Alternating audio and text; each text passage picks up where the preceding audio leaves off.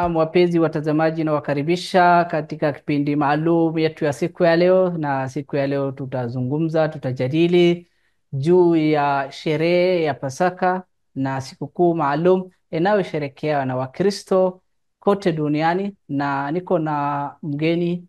Karibu na ujitambulishe kwa watazamaji wetu. Asante sana kwa majina, naitwa Daudi Sora Kusho. Mimi ni mkazi wa Nairobi, Kenya. Nimeokoka. Yesu Kristo ni Bwana na Mwokozi ya maisha yangu. Mimi natambulika pia kama mwimbaji ya lugha ya Kiborana au Kioromo. Barikiweni. Naam, asante sana. Ningependa Mhm.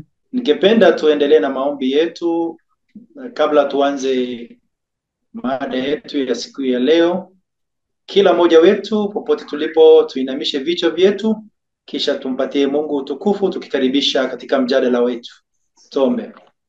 Tuombe. Baba wetu uliye juu mbinguni, tunasema asante kwa masaa hii, tunakupa sifa na utukufu sababu wewe ni mlinzi wetu, Mungu wetu, Mwokozi ya maisha yetu. Bwana, hii wiki tumejileta mbele ya macho yako na mbele ya nguvu yako na mkono wako. Sasa tumejiandaa kuzungumza kuhusu ukuu wako na utakatifu wako, na kuhusu wewe ya kwamba unaokoa binadamu tangu mwanzo. Sasa Bwana, kuna jambo tunazungumza ili tuweze kuelimishana, ili tuweze kuelewa kama sisi wa mwili wa Kristo. Bwana, endelea kuwa nasi. Kwa wale ambaye pia wako tayari kuingia katika ufalme wako, utupatie neema yako ya kufahamu. Na haya yote tunakuomba kwa jina la Baba na la Mwana na Roho Mtakatifu. Amen. Shukran kwa maombi yako, na hebu tuanze na historia kuu mwanzo kabisa kuhusu maandalizi ya sherehe hii na maadili ya Wakristo. Asante sana kwa hiyo ya kwamba umenialika ili niweze kuzungumza kuhusu sherehe ya Pasaka ambaye sisi waumini wa Kristo ili tuweze kukumbuka kulingana na neno la Mungu. Sherehe hii ilianza sio hivi karibuni, ilianza miaka kadhaa iliyopita. Fafanua kidogo hii sherehe. Ile miaka ambayo ilianza kidogo ni miaka mingi iliyopita. Kwa hiyo kama miaka 1513 iliyoanza, na tukiangalia hii miaka 1513 hii ni miaka gani? Tukijaribu kujiuliza, neno inatafafanulia kwamba ni wakati wana wa Israeli katika mtumwa wa katika nchi ya Misri, wakati walikuwa chini ya mtumwa wa Farao, wakati Mungu aliwajali na akawatakia mema zaidi baada ya mateso na dhiki. Mungu akatuma malaika yake katika kila manyumba ya wana wa Israeli. Alionyesha ishara kwamba kwa milango yao malaika ikapaka alama ya damu. Wale ambaye wamepaka damu ya kondoo hawatapata na mauti au mapigo ya kifo au mateso ya aina mbalimbali. Na kwamba malaika ya vita ikikuja katika nchi hawezi wakapatana, watakuwa wameepuka zaidi. Mungu aliwajali. Sherehe ya Pasaka ilianza hivyo sasa katika hiyo nchi ya Misri. Naam, Kwa ufupi.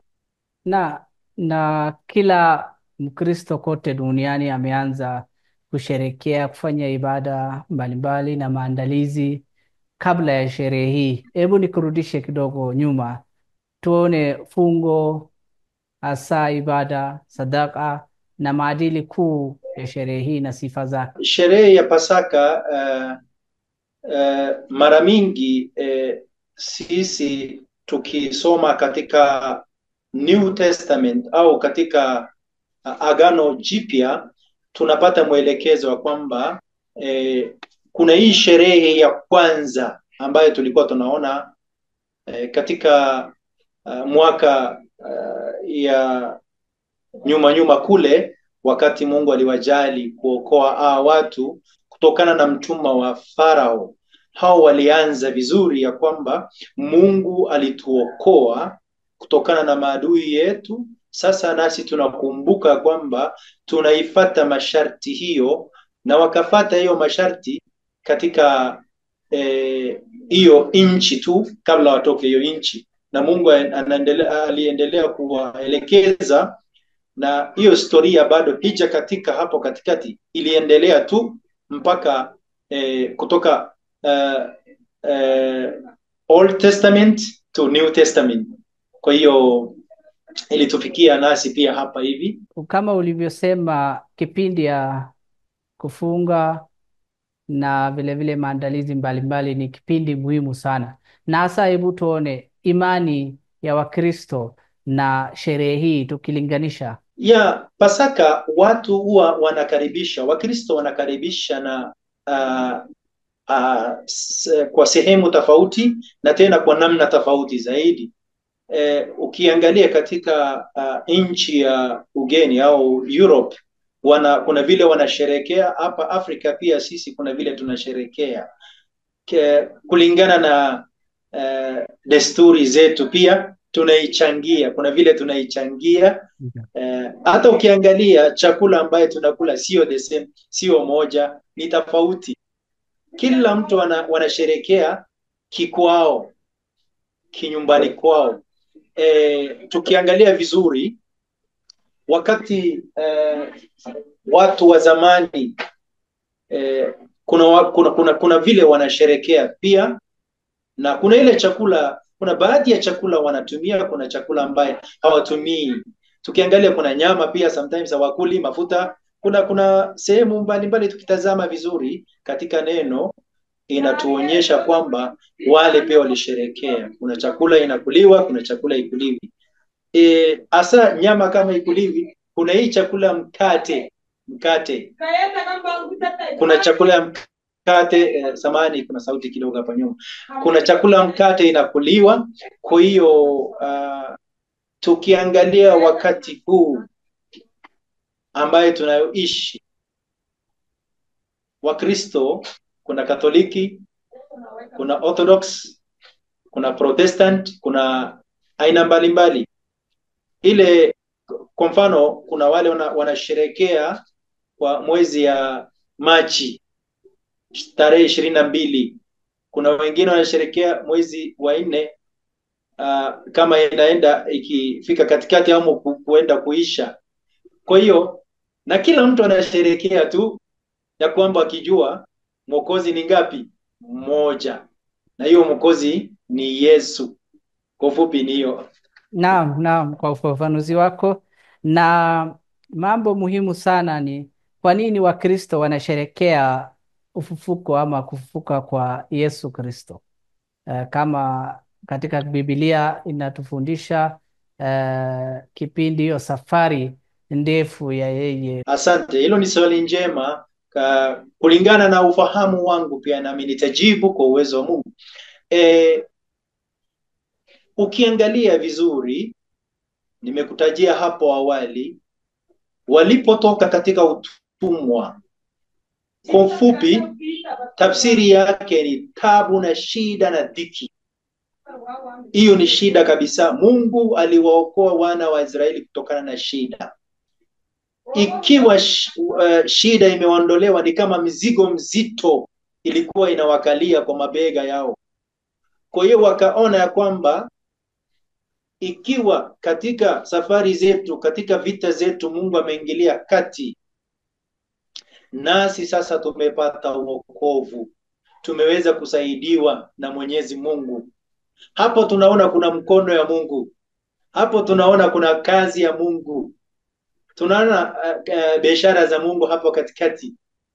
Kwa hiyo hii inatuonyesha kwamba hata kama kuna maadui wanakupiga nyuma, wala sehemu zozote ile, wewe ukijiachilia kwa Mungu, Mungu atakupigania, Mungu atakusaidia. Kwa hiyo hiyo inaonyesha kwamba Mungu wetu ni mwenye wokovu, Mungu ni mwenye kusaidia.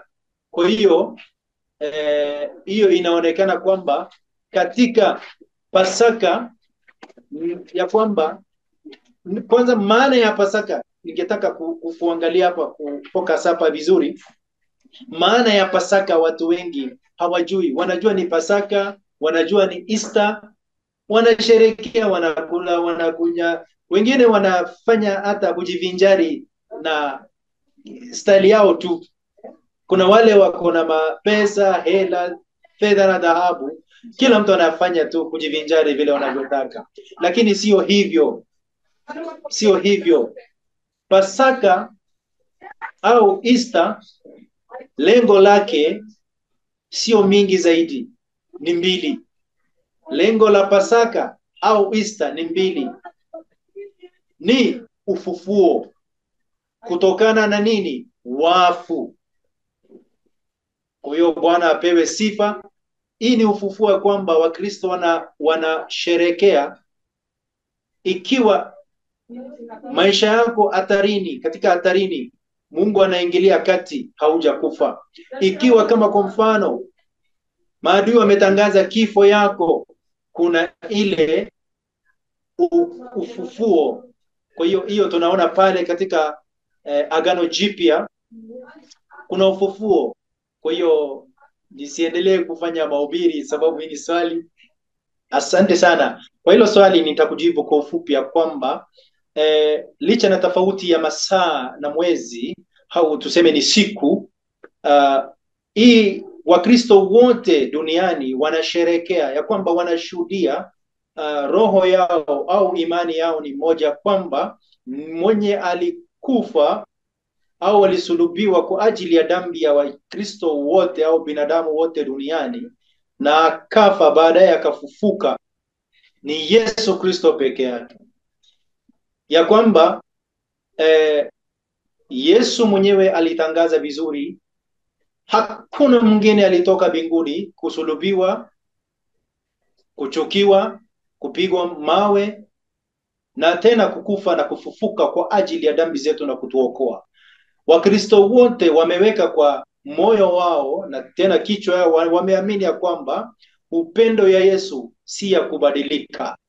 Ndio maana watu wanasherekea kutoka sehemu zote za dunia.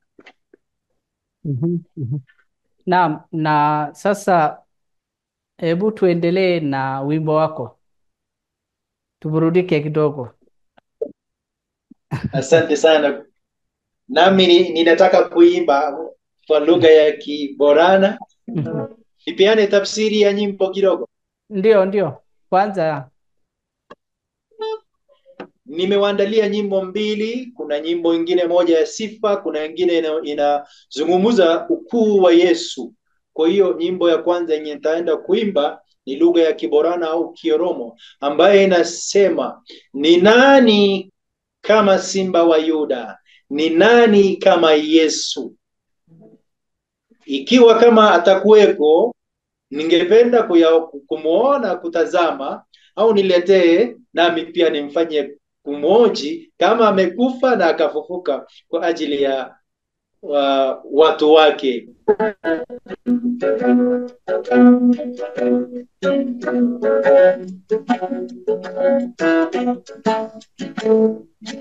Gamkana take, gamsunille take, ka akka Yesuuki agaafadhee hin dhabe.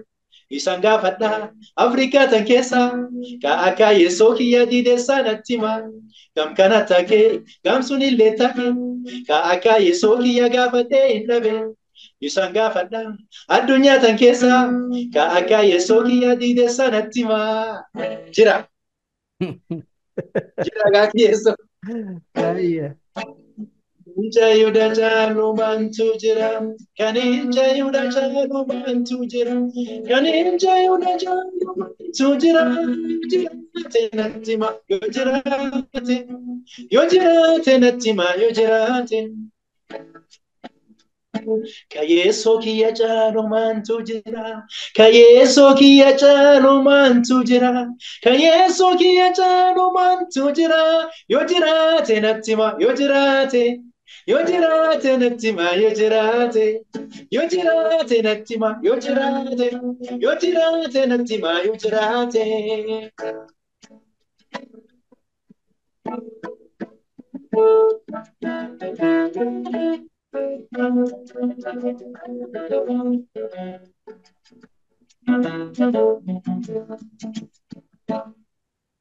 Kaka Yesu kiyame tireme, Kaka Yesu kiyame tireme, Jabani sandura me tireme, Janni sandura me tireme, Bekani sandura me tireme, Bekani sandura me tireme.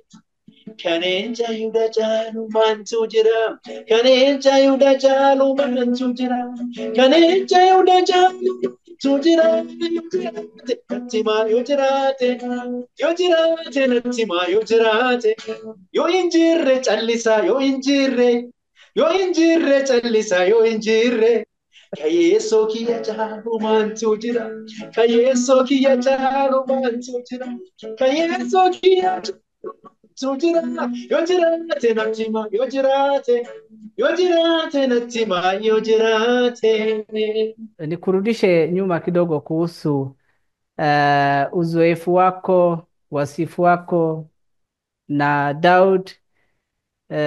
Amezaliwa wapi, na umeingia katika safari hii kivipi? Hebu tuone. Wale ambayo wananisikiliza, ambayo wananifuata kama wafuasi wangu, historia kidogo kuhusu mimi nyumbani. Originality ya wazazi kule Ethiopia, lakini kulelewa kwangu ni hapa Kenya. Sisi tumezaliwa watatu, mmoja ni kike, wawili ni wavulana, ni waume. Kwa hiyo tunashukuru. Mimi ni mtu kama nimelelewa kama yatima. Mama yangu ni mama alifariki nikiwa miaka 7, na aliniacha wakati alikaribia kukufa. Alisema tu, mimi nimekuacha na Mungu na uishi. Akaniambia hivyo, nami nikashika kwa moyo, wacha niishi ndani ya Mungu na nimtumikie Mungu, kwa sababu mama yangu pia alinipenda, alinitaka na Yesu. Hiyo maana sasa kuna wakati ilipofika, Mungu akanibariki na kipaji ya uimbaji nikiwa kule nyumbani Marsabit. Ina maana ni Kenya. Katika miaka 1999 nilipopata kipawa ya uimbaji baada ya batizo. Mungu alinibariki na kipawa ingine tofauti, sio hiyo peke yake, inafika kama kipawa 3 ama 4 ambaye niko kuhudumu nayo. Baadaye Mungu akanilea nikakuja kuuliza, sasa kama umenichagua katika hii huduma, nataka sasa unipe nyimbo ambaye inaweza vuma zaidi katika mwili wa Kristo. Mungu akanipa nyimbo ambaye title yake inaitwa Golondi kwa lugha ya Kiborana. Golondi ntia duri dua. Ndio ilikuwa imekuja katika mkutano wa jioni kama Wednesday, maombi. Nasemanga heavenly voice, sauti ya mbinguni.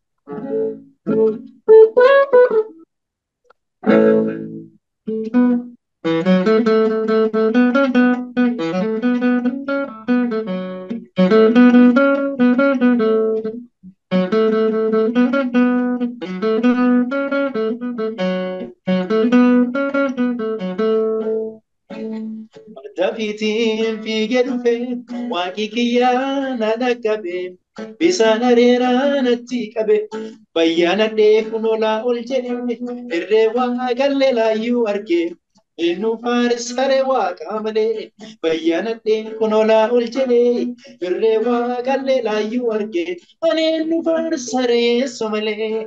Golonni tiyya durii duwwaa maya guutamte yaananuma, dhugeeffadha Waaqa kiyya, isaan dhaamiyeessee qabeetiyya. Dhugeeffadha Yeesoo kiyya, isaan dhaamiyeessee qabeetiyya. Golonni tiyya durii duwwaa maya guutamte yaananuma, dhugeeffadha Waaqa kiyya, isaan dhaamiyeessee qabeetiyya. Ugeeffadha keessoo kiyyaa bishaan mi'eessee gabeetiyyaa. Onneen tiyyaa hin gammaddi waaqa ofii hin farfatti isatti argee namaaniti. Bisaa fi girrisaa fi ceefarsa anisaa fi saaduun cufti tawaaqati. Bisaa fi girrisaa fi ceefarsa anisaa fi saaduun cufti tawaaqati. Golondeen tiyyaa durii du'a amma yaa guutamtee yaana dhuma dhugeeffadha waaqa kiyyaa.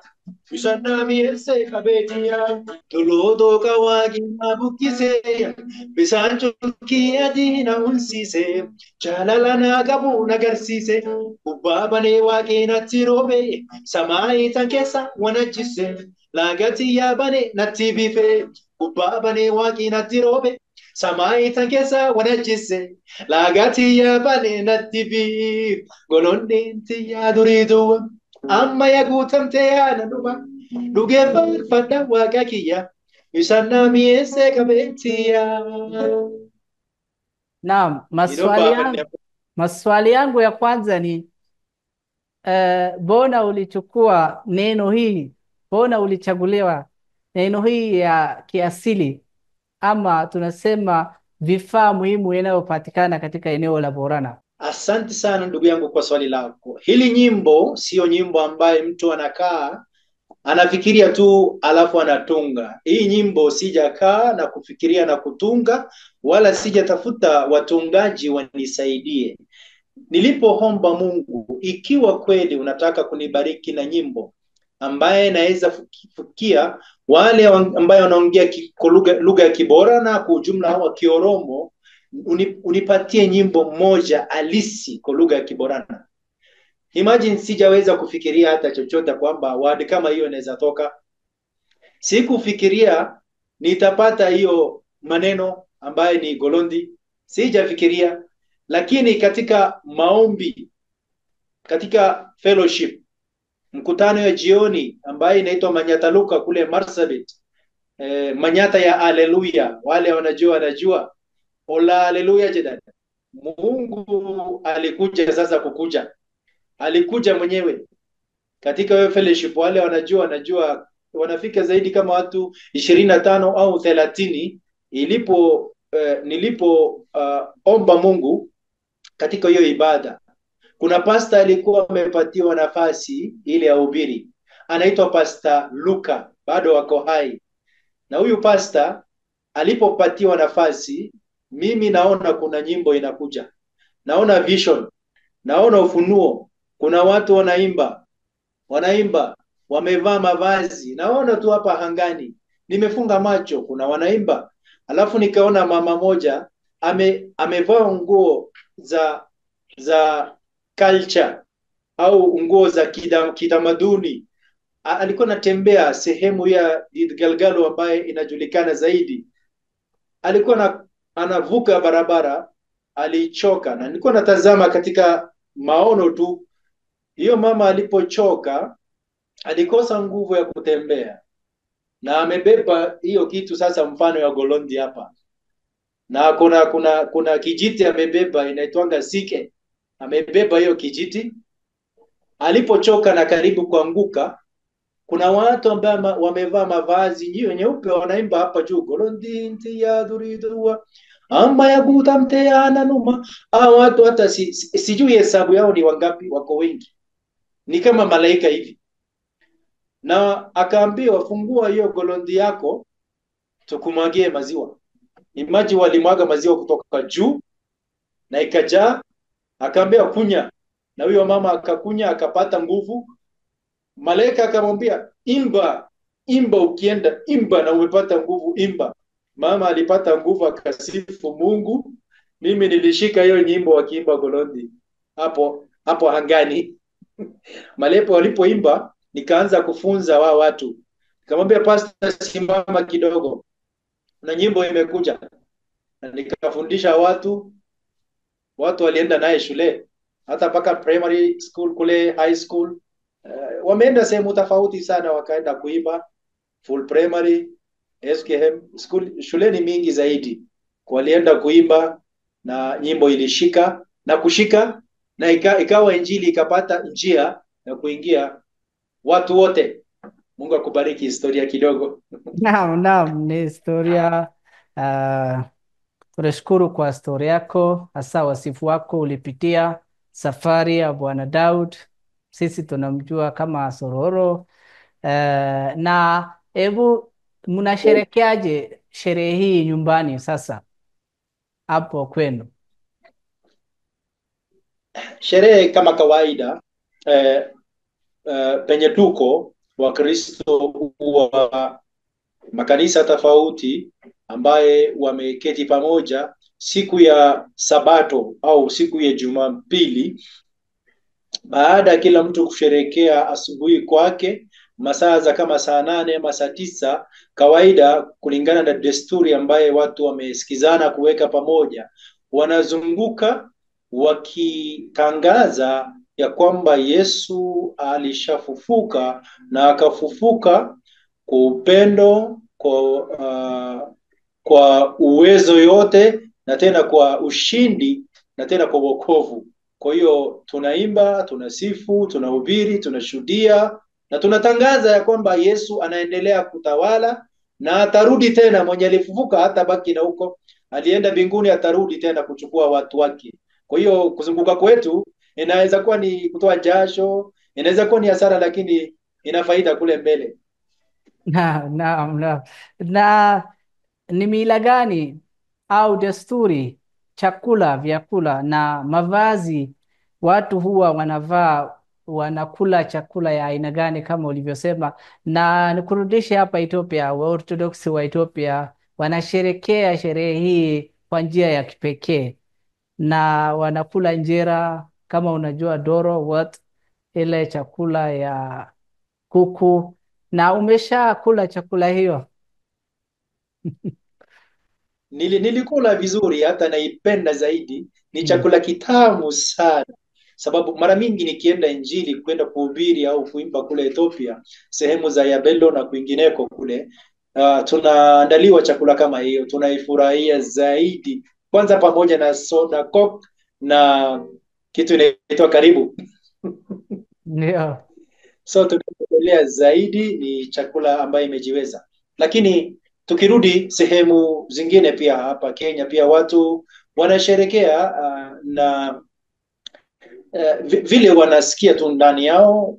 Kuna wengine wanakula chakula cha kifahari. Hiyo kuku pia iko hapa Kenya mingi sana. Kuna kuku choma na kuna kuku tumbukiza, ama unachemsha kuku fry, na kuna hii nyama inaitwa tumbukiza. Watu wanakula, wanasherekea. Kuna wengine hata wakuli nyama kwa sababu kama Orthodox na hiyo Catholic pia wako. Kuna wengine wakulangi, so kuna wengine wanakula pia kwa sababu Yesu hakutuzuia kukula chakula. Alisema katika Yohana 6, kuanzia mstari ya 25 kwenda chini, anasema mimi ni mkate wa uzima. Yesu ni mkate uzima, mwenye atakula yeye hata sikia tena njaa hawezi. Kwa hiyo sidhani kama hii chakula cha kimwili inatushibisha zaidi ama inatupatia uzima. Sidhani hiyo. Mtu anaweza kula chochote anataka, lakini sio pombe, sio dawa ya kulevya, sio tabia mbaya mbaya. Hii sherehe inakuanga na heshima yake zaidi. Tena si ati kulewa, unalala paranda, si ati unafanya hivi, no. Unakula tu chakula safi, chakula haina mchanganyiko mbaya. Unakula tu chakula safi. Ningetaka kusoma katika kitabu moja cha Luka, mlango yake 24 mstari yake 6 hadi 7. Inasema hivi, Yesu anazungumza kuhusu yeye mwenyewe. Kwa wale wa Kristo ambaye wananisikiza ama wanatusikiza pamoja na ndugu yangu popote mlipo, ningetaka msikie, mfungue masikio yenu, wandugu wapendwa. Yesu amedhibitisha, amejidhihirisha kwamba akisema yeye ni Mwokozi, na akasema, akajibu tena hivi, akamwambia, mimi ndiye ufufuo na uzima. Yesu alisema mimi ndiye ufufuo na uzima. Hakuna manabii ingine, hakuna mtu yoyote ambaye alikufa kwa ajili ya dhambi zetu, kwa ajili ya shida zetu. Yesu alikufa He na came late. akafufuka. Kwa hiyo Yesu anatuokoa. Asante sana, asante sana. Ningetaka kusema Mungu mwenye amani, au hata kuna zingine za Kiswahili ninazo, lakini ningependa niimbe tu na Kiborana ama namna gani? Yote mbili. Haya. Kwa Kiswahili ningetaka kuimba nyimbo ya maombi.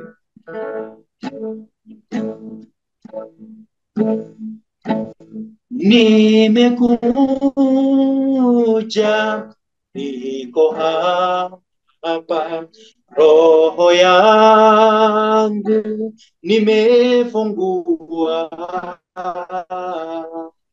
uingie